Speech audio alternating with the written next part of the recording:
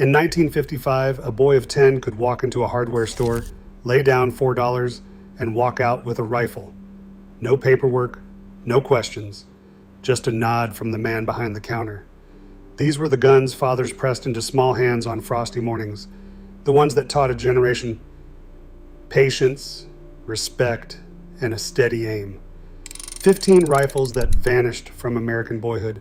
Number 7 was banned from more backyards than any gun in history.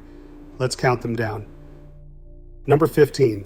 The Stevens favorite was the rifle that started it all for a generation of American boys. First made in the 1890s and sold well into the post-war years, this little single-shot .22 caliber was light enough for a 9-year-old to carry all afternoon and simple enough that a father could explain the whole thing in under a minute. You dropped the lever, slid a single cartridge into the chamber, snapped it shut, and cocked the hammer with your thumb. One shot, then you did it all again. That was the point. In an era when a box of 50 .22 shorts cost about 15 cents, no father wanted his son spraying lead across the back 40. The favorite forced a boy to slow down, to breathe, to make the first shot count, because it was the only one he had. Farm kids in Iowa and Ohio carried them to the creek to plink tin cans and thin the rabbit population before supper.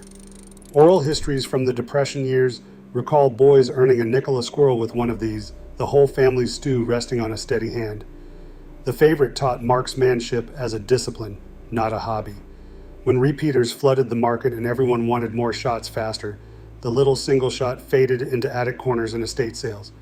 But ask any old man who learned on one, and he'll tell you the same thing.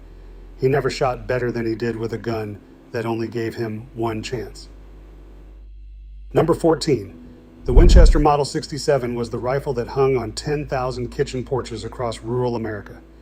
Introduced in 1934 and built until 1963, this bolt-action single-shot .22 was Winchester's answer to a simple question. How do you put a dependable gun in the hands of a boy without breaking a working family's budget? The answer cost about $5 new. You either worked the bolt back, thumbed a single round into the trough, pushed it home, and pulled the little cocking knob at the rear. There was no magazine, no safety to forget, nothing to jam, just steel, walnut, and the honest weight of a tool. Boys learned the fundamentals on the Model 67 the way they learned to tie their shoes, through repetition until it became instinct. Fathers stood behind them at the fence line, hands on small shoulders, teaching them to squeeze rather than pull, to hold their breath at the bottom of an exhale. The rifle's forgiving nature made it perfect for the job. It never punished a boy for a mistake, only waited patiently for him to try again. Diaries and letters from farm families of the 1940s mentioned the Model 67 the way they mentioned the family dog, a fixture so ordinary it barely earned a second thought. Yet when Winchester discontinued it, an entire method of teaching went with it. The Model 67 was never fancy, never fast, never flashy. It was simply the rifle that turned careless boys into careful men, one deliberate shot at a time. Number 13, the Mossberg bolt-action .22, particularly the Model 44 and its target rifle cousins, brought a touch of precision to the American backyard. Built through the 1940s and 1950s, these rifles wore heavier barrels, adjustable peep sights, and detachable magazines that made them the choice of boys who took their shooting seriously. Mossberg understood something its competitors sometimes forgot, that a young shooter who could group his shots tightly would fall in love with the sport for life. So the company built rifles that rewarded good technique. A boy who steadied his breathing and squeezed clean could punch a ragged single hole in a paper target at 50 feet, and there was no feeling in the world quite like walking up to check that target and finding his work. Youth shooting programs and 4-H clubs across the Midwest leaned heavily on Mossberg rifles for exactly this reason. They were accurate enough to build confidence, and cheap enough that a club could own a whole rack of them. For around $20, a family bought a rifle their son might carry into competition. Oral histories from small-town rifle clubs recall Saturday mornings spent prone on canvas mats, the tick of the range clock, the quiet coaching of a volunteer instructor. The Mossberg was the gun that separated plinking from marksmanship. As factory-made semi-autos took over and the patience for slow, precise bolt work faded, these target rifles slipped quietly out of production. but the boys they trained never forgot how it felt to shoot small. Number 12. The Remington Model 514 was the quiet workhorse of post-war American boyhood. Introduced in 1948, this single-shot bolt-action .22 caliber sold for under $15 and became the rifle that fathers bought when they wanted something a notch above the bargain guns but couldn't justify the price of a repeater. It had a smooth action, a comfortable stock scaled for younger shooters, and the same unforgiving single-shot design that taught a boy to respect every cartridge.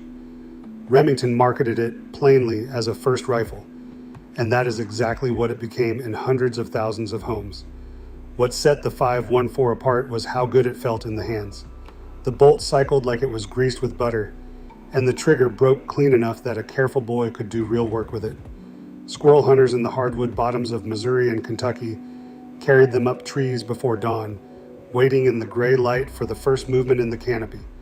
The rifle's simplicity meant nothing ever went wrong at the wrong moment.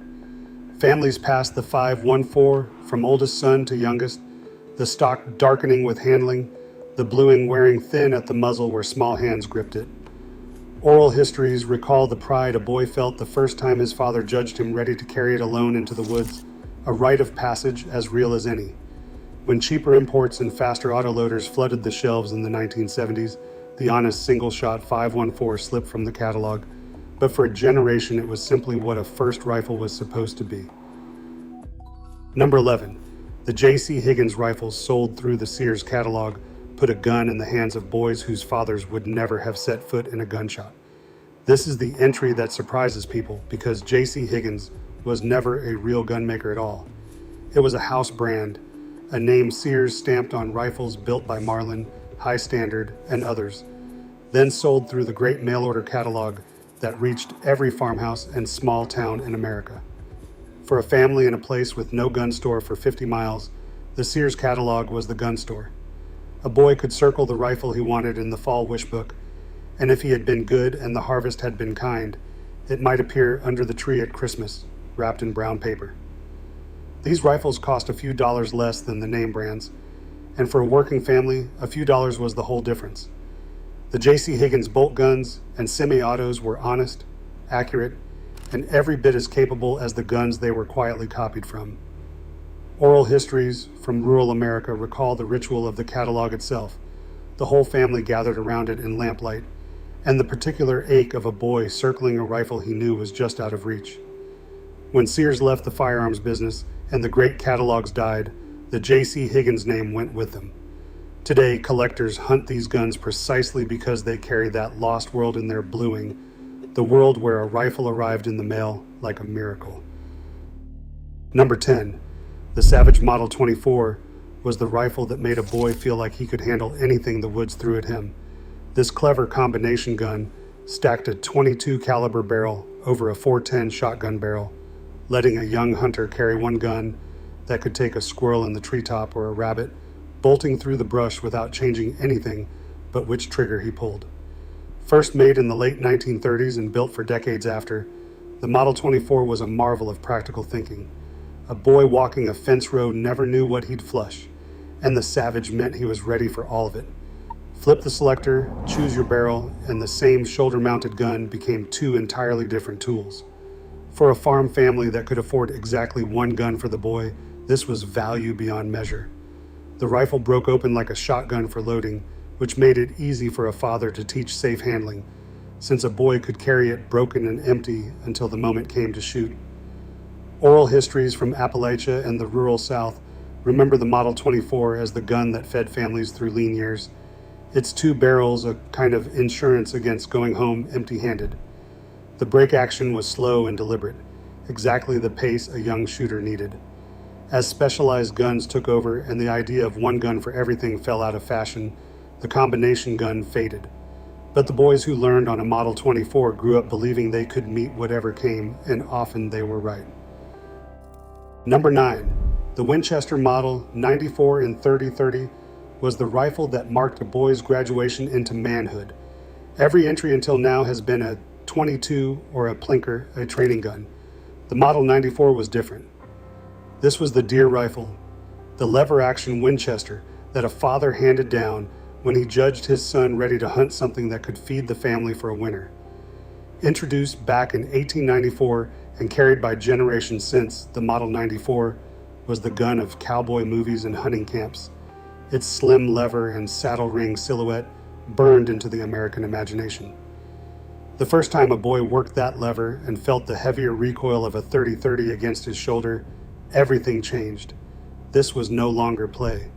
Fathers waited for the right season, usually a boy's 12th or 13th year, before taking him to the deer woods with the family 94.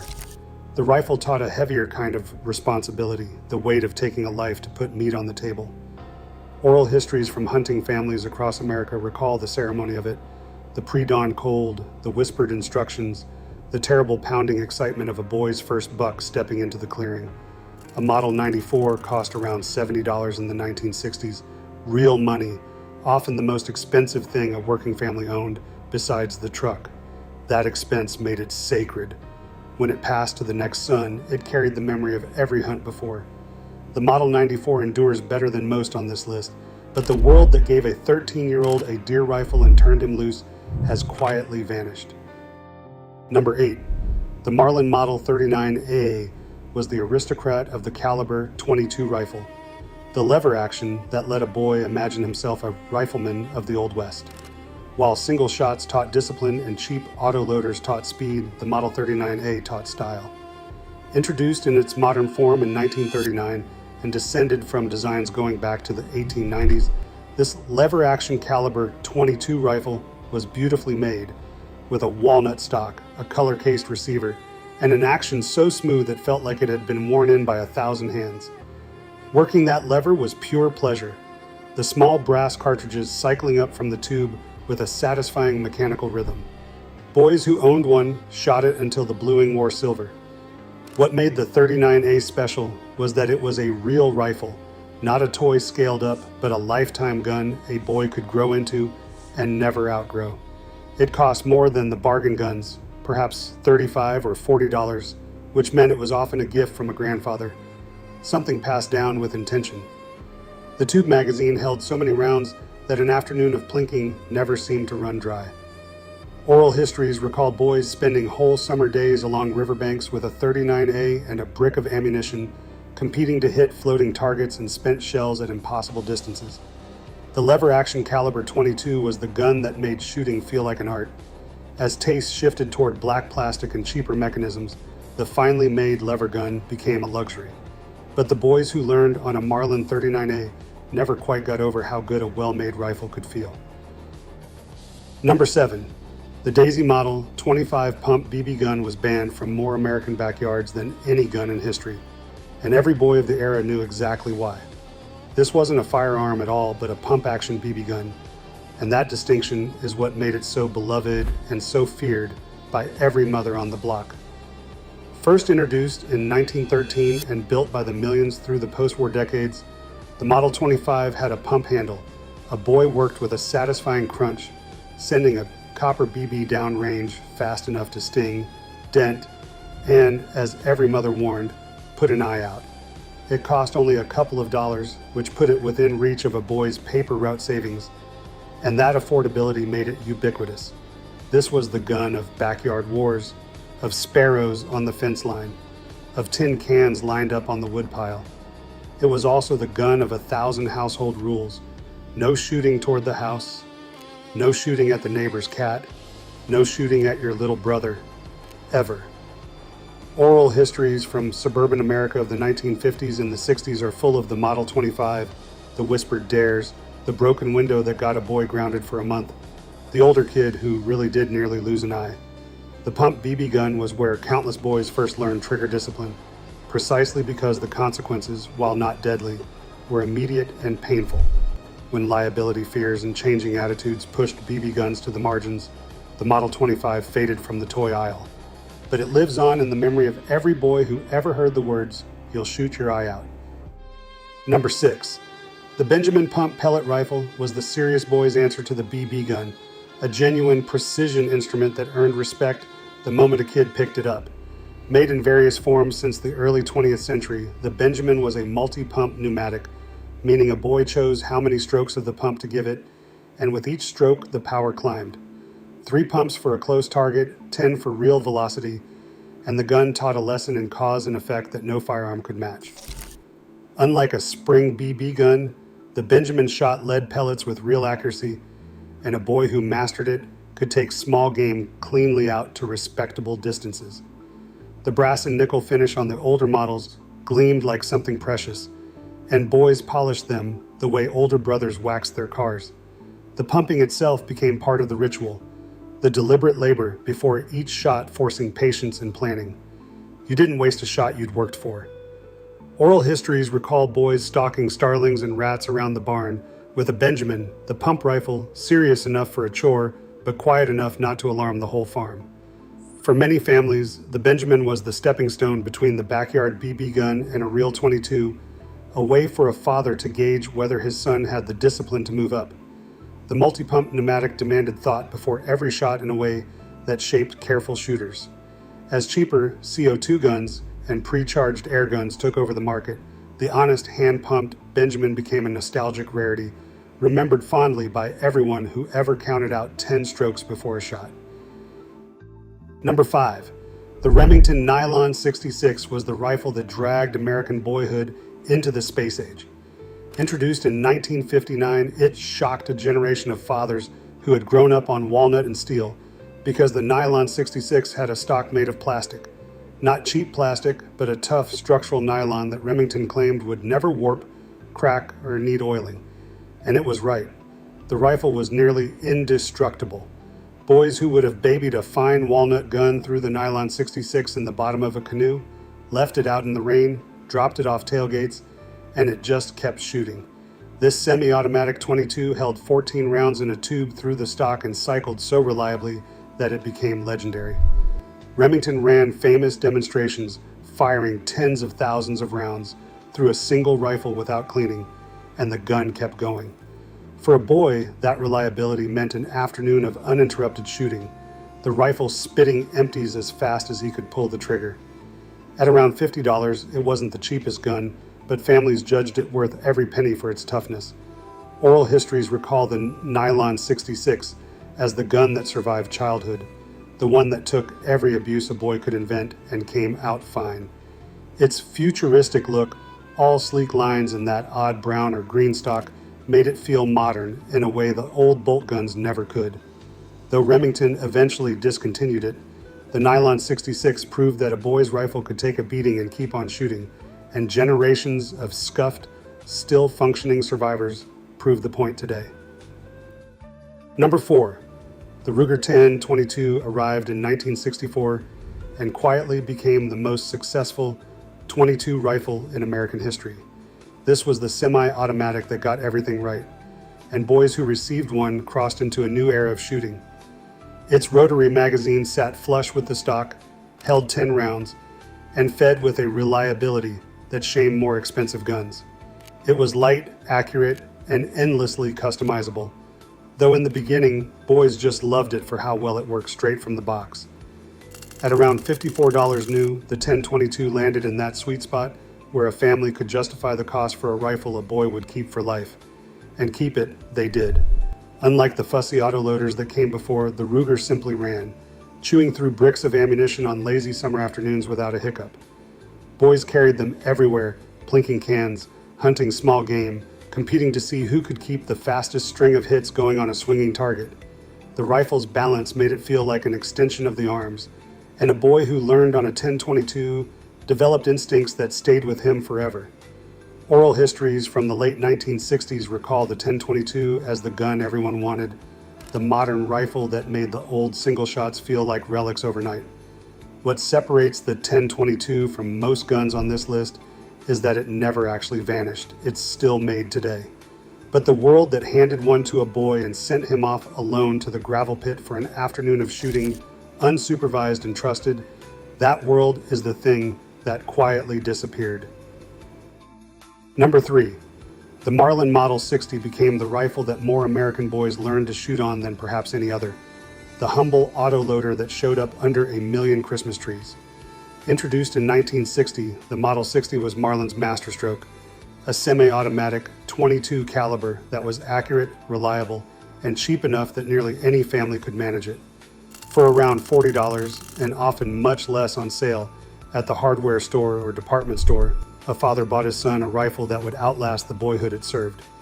The tube magazine held an impressive number of rounds, and the rifle's smooth action and decent sights meant a boy could actually hit what he aimed at, building the confidence that turns a curious kid into a lifelong shooter. The Model 60 was the everyman's rifle, without pretension or luxury, just honest performance at a price working families could reach. It was the gun of Boy Scout camps and summer afternoons, of the first squirrel and the first tight group on a paper plate nailed to a tree. Oral histories recall it as the gun that was simply always there, leaning in the closet corner, ready whenever a boy had an hour in a box of shells. Marlin sold them by the millions, and the Model 60 taught more Americans the fundamentals of marksmanship than any classroom ever could.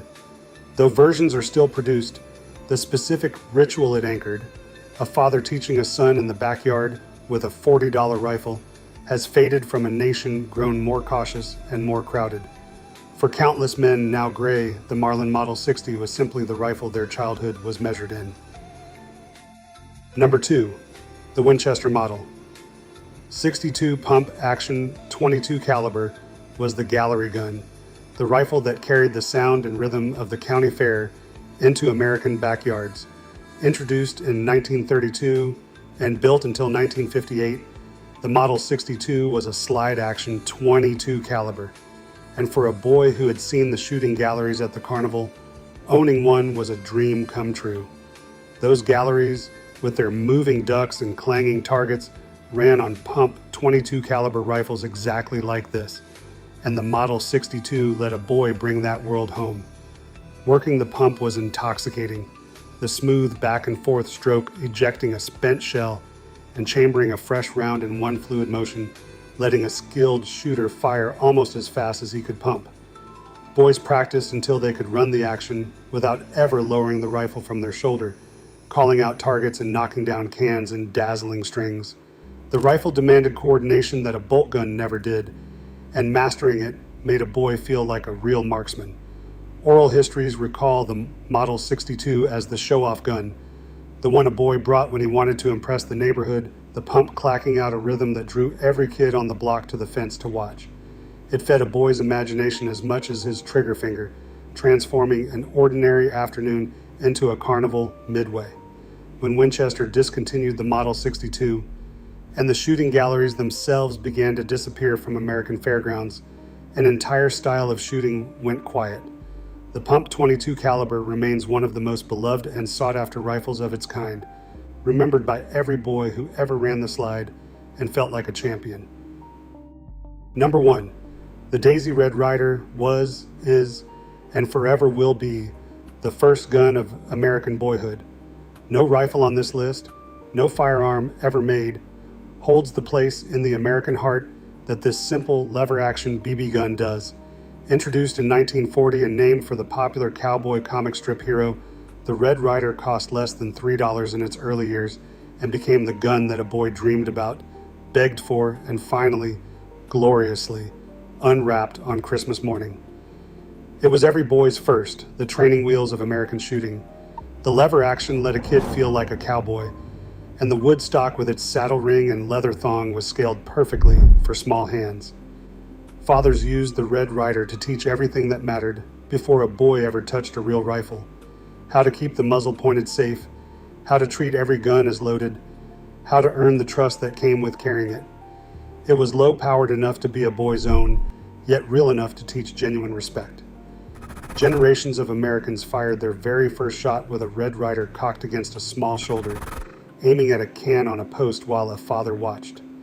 Its place was cemented forever in the film A Christmas Story, where a boy's single desperate wish, an official Red Ryder carbine action BB gun, captured the longing of every American childhood, right down to the warning, he'll shoot his eye out. That is why the Red Ryder sits at number 1. It was never the most powerful, the most accurate, or the most expensive gun a boy would own. It was simply the first, the rifle that opened the door to everything else, and the one every American boy remembered for the rest of his life. From the single-shot Stevens favorite that taught a boy to make one shot count, to the Red Ryder that started it all, these 15 rifles built a generation. They taught patience, respect, and responsibility in a world that trusted a boy with a gun and expected him to grow into a man worthy of it. That world is mostly gone now, but if one of these was your first, you already know. Some lessons only a rifle in small hands could teach.